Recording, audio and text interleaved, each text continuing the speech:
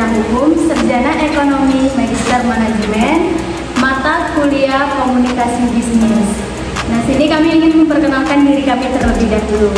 Perkenalkan, nama saya Nelly Agustin dari NIM 2106211208. Di sebelah kanan saya ada. Perkenalkan, nama saya Bardiansa dengan NIM 2106211094. Yang di sebelah kiri saya ada. Perkenalkan, nama saya Kurniasi dengan NIM 2106211064. Nah, itu saja perkenalan diri dari kami. Selamat menyaksikan video kami. Bye. Hai. Kalian ngapain? Ini kami lagi diskusi mengenai mata kuliah komunikasi bisnis yang materinya komunikasi dalam organisasi itu. Oh, yang kemarin ibu ajar ya? Iya. Boleh nggak aku ikutan gabung? Boleh, silakan. Terima kasih. Nah, sesuai dengan materi yang ibu ajar, menurut tentang komunikasi dalam organisasi ini, menurut kalian berdua, komunikasi dalam organisasi itu pandangannya seperti apa sih? Menurut Nelly dulu deh. Oh, kalau menurut Nelly sih komunikasi dalam organisasi itu pertukaran pesan baik pengirim maupun penerima, baik secara formal maupun informal. Oh, saling bertukar pesan lain, kalau untuk Ferdi sendiri, pandangan Ferdi komunikasi dalam organisasi itu seperti apa? Kalau menurut Ferdi, komunikasi organisasi itu adalah pertukaran pesan, sama kayak yang tadi yang dibilang tadi, pertukaran pesan antara organisasi. Iya, sama. Oh, jadi intinya komunikasi dalam organisasi itu adalah sebuah informasi yang bertukar gitu lah ya. Iya, kalau menurut kami gitu sih. Aku mau nanya lagi sedikit sih, masih dalam rangka komunikasi dalam organisasi. Menurut kalian, keluarga dan grup band yang mana sih termaksud organisasi? Menurut pandangan Ferdi dulu. Nah, kalau menurut Ferdi, keluarga atau grup band itu termasuk dalam organisasi. Nah, kalau menurut saya pribadi itu keluarga itu grup band, karena grup band itu memiliki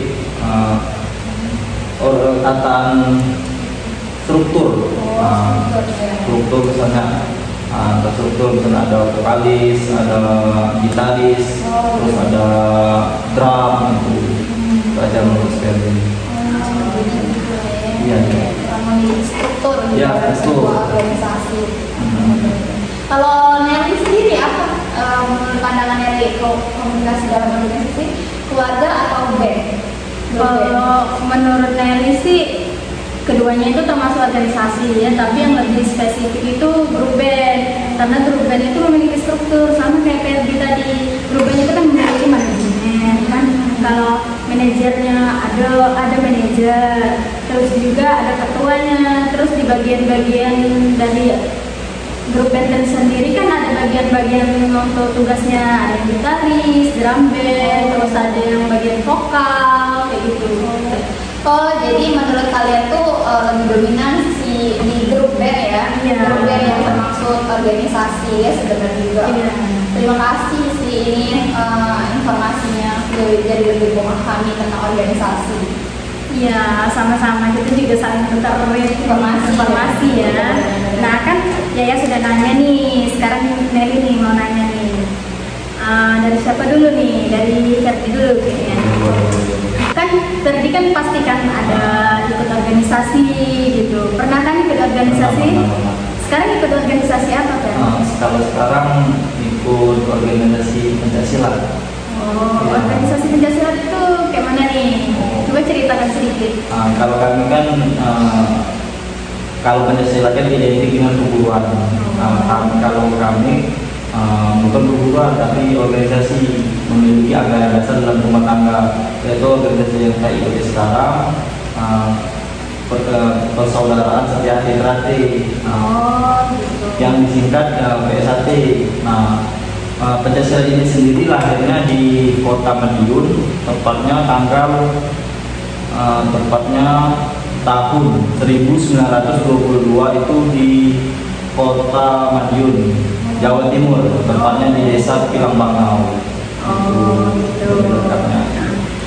Terus nanya lagi nih, kan dalam organisasi itu kan pasti ada pola komunikasi nih di setiap antar anggota nih. Ya, terus pola komunikasi dalam organisasi yang berdinamis sekarang itu seperti apa? Oh, kalau komunikasi yang berdinamis sekarang itu memiliki pola komunikasi itu vertikal dari atas ke bawah, dari ketua sampai ke bawah-bawahnya gitu, anggotanya. Gitu. Ya, memiliki struktur gitu. Sama kayak strukturnya pemerintahan sistemnya. Berarti kalau misalnya ada itu dari atasan dulu nih, Atasan, baru ke bawah, ke bawah, lagi iya. informasi ya, kalau ada informasi dapat. Oke. Nah sekarang Yaya nih, kalau Yaya sendiri nih ikut organisasi apa nih ya? Kalau aku memang dari dulu sih, dari SD sering mengikuti organisasi, tapi lebih dominan kalau aku mengikuti organisasi pramuka. Jadi pramuka itu aku dari SD sampai detik ini pun aku masih aktif di pramuka. Tapi terakhir kali aku aktif itu di SMK sekolah aku yang dulu. Sekarang saya merangkap jadi pembina juga sih. Oh, jadi pembina sekarang. Nah di dalam kan ya kan ikut organisasi pramuka nih. Di dalam organisasi pramuka itu kan pasti ada pola-pola komunikasi nih. Kayak gimana nih pola komunikasi di dalam organisasi ini itu Yaya Naomi? Ya kalau sistem pola yang kami naungi sekarang di pramuka kami memiliki sistem pola komunikasi secara vertikal. Jadi dari atas ke bawah, sebaliknya dari bawah ke atas. Jadi sistemnya gini, kalau misal kami ingin mengikuti lomba gitu kan, misal dari bawah atas, contoh kayak gini, kami mendapatkan informasi bahwa ada lomba di sekolah ini. Nah, jadi lomba ini akan diadakan di mana, jam berapa, kapan, itu dapat informasi dari anggota sekolah lain. Nah, dari sekolah lain, teman dari anggota kami biasanya menginformasikan ke kami dulu. Kami ingin atau tidak mengikuti lomba tersebut. Nah, di sini kami biasanya mengadakan sistem rapat kecil-kecilan sesama anggota, itu yang disebut transaksional. Nah, dari sini kita mendapatkan jawaban apakah kami ingin mengikuti lomba atau tidak. Dari sini, dari hasil rapat, kami menginformasikan ke atasan kami yang disebut pembina tadi. Nah, dari pembina kan lanjut lagi ke atasan lagi seperti kepala sekolah. Dari sini kepala sekolah akan mengizinkan mengaksesi atau tidaknya kami mengikuti organisasi tersebut, lomba tersebut ya, dari atas ke bawah gitu. Ya dari kalau tadi kan dari bawah ke atas ya. Sekarang dari itu atas ke bawah itu seperti apa sih mungkin? Kalau dari atas ke bawah contoh seperti ini. Baru-baru ini kami dapat info dari kepala sekolah ya, bahwa akan diselenggarakan kemah. Nah, jadi kepala sekolah ini mendapatkan informasi dari pusat gitu, dari pusat menginformasikan ke kepala sekolah, dan kepala sekolah menghubungi pembina, dan si pembina ini memberitahu kami gitu, terjadi rapat lagi, dan itu tadi hasilnya bagaimana. Kalau kami setuju, tema itu akan terjadi. Berarti kita nih ikut semua nih organisasi ini tadi, ikut organisasi karate, Pancasila, dan ini organisasi pramuka. Nah, kalau Nelly sendiri, kan belum nanya sama Nelly. Aku mau nanya, kalau Nelly pernah nggak mengikuti organisasi gitu? Oh, pernah lah pasti. Kalau Nelly sendiri mengikuti organisasi seperti apa? Oh, kalau dari sekarang sih ikut Hima Pali. Hima Pali itu himpunan mahasiswa Pali. Oh, mahasiswa ya. Seluruh mahasiswa dari Pali gitu ya. Menurut Nelly, pola komunikasi seperti apa sih yang ada di dalam organisasi yang Nelly naungi sekarang? Oh, kalau pola dalam komunikasi yang organisasi yang Nelly naungi sekarang itu vertikal, dari bawah ke atas atau dari atas ke bawah. Jadi kalau misalnya ada informasi dari atas, berarti dari atasan, terus pembina, terus bagian dari ke bagian-bagian gitu.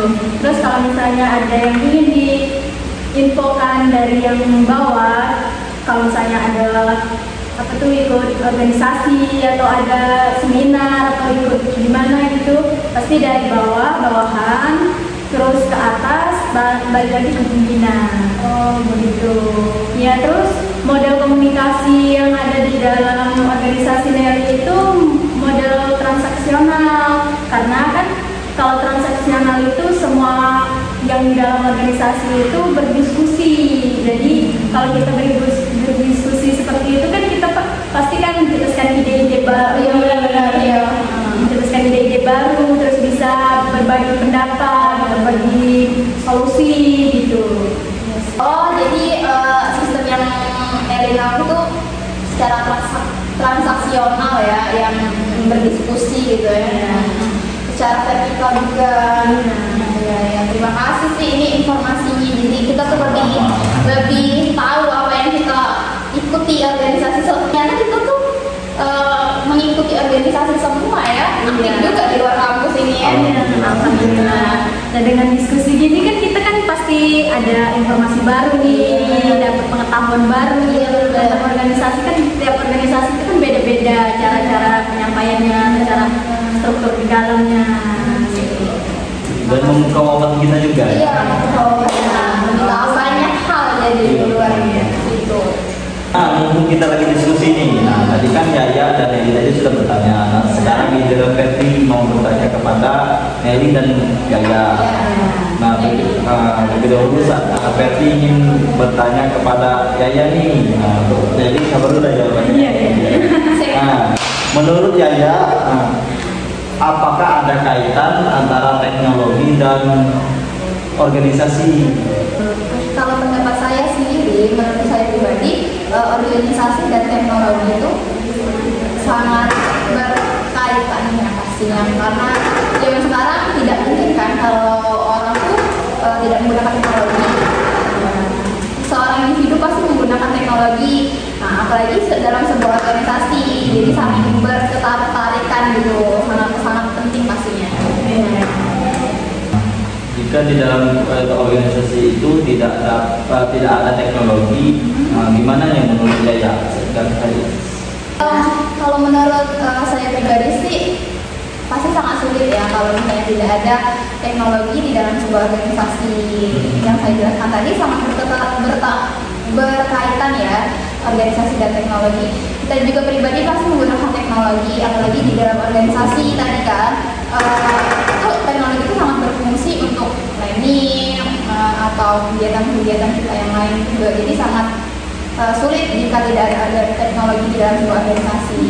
Berarti teknologi sangat menopang kita untuk berorganisasi ya? Iya, menopang. Terus mau nanya lagi nih, menurut Yaya lah. Terus dampak organisasi jika tidak memiliki teknologi itu gimana menurut Yaya? Kalau menurut pandangan saya sih pastinya ada dampak ya, baik itu poin dampak negatif dan dampak positifnya. Kalau dampak negatifnya seperti ini, kalau misalnya tidak ada teknologi pasti susah kan. Jadi menurut aku dampak negatif tidak ada teknologi tadi, sulitnya berkomunikasi, baik informasi mau keluar maupun informasi dari dalam. Jadi tidak bisa keterbukaan, kita sangat sulit mendapatkan informasi. Terus sikap antisosial. Jadi antisosial itu gini, kita tidak peduli dengan apa yang ada di sekitaran kita. Contoh di dalam room, kalau kita lagi berdiskusi, ada seseorang yang sibuk main HP atau sosial media, jadi mereka itu fokus di HP, terus di dunia dia masing-masing, tidak fokus ke yang apa yang sedang dibicarakan. Kalau dampak positifnya gini, kita lebih menghargai orang lain sih yang ada yang sedang berbicara di depan. Contohnya gini, kalau misal kita mengadakan sebuah rapat dengan room, jadi orang-orang di sekitar kita. Nah, kalau kita tidak menggunakan teknologi di dalam room tersebut, pasti kita lebih fokus. Jadi kita lebih menghargai orang yang mengasih pendapat gitu loh. Intinya tuh berarti melenceng kemana-mana, asik di dunianya gitu.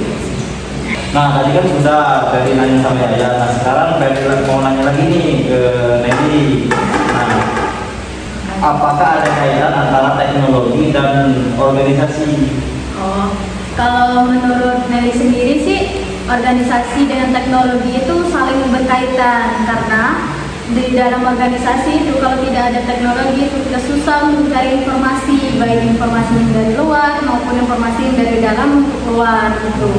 Mau nanya lagi nih, nah jika di dalam organisasi itu tidak ada teknologi, gimana sih menurut Nelly, pandangan Nelly jika di dalam organisasi itu tidak terdapat teknologi? Oh, kalau misalnya di dalam organisasi tidak ada teknologi itu sangat susah, karena kita tuh kan tadi balik lagi, kita susah untuk mencari informasi yang ada di luar, kita sulit untuk komunikasi, sulit juga kalau misalnya kita mau ngurus surat nih, kan dalam organisasi itu kan pasti ada pengurusan surat apa gitu, kan itu kan memperhambat cara kerja kita.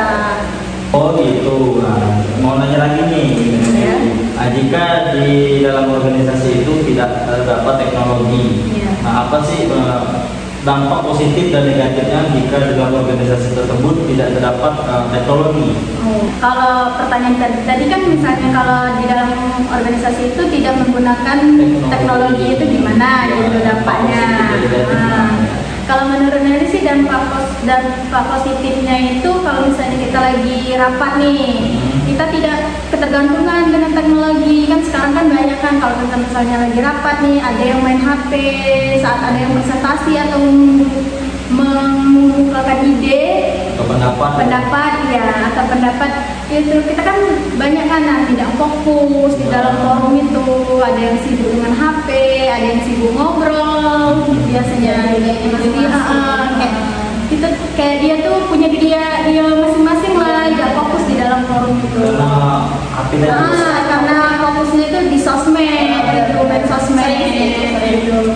Nah terus kalau misalnya dampak negatifnya yang disebut tadi, kita susah untuk mencari informasi, komunikasi kita juga susah, terus juga cara kerja kita diperlambat, itu memperlambat cara kerja kalau tidak ada teknologi. Oh gitu Bro Nelly. Sebelumnya terima kasih nih kepada Yaya dan Nelly sudah menjawab pertanyaan tadi. Sama-sama.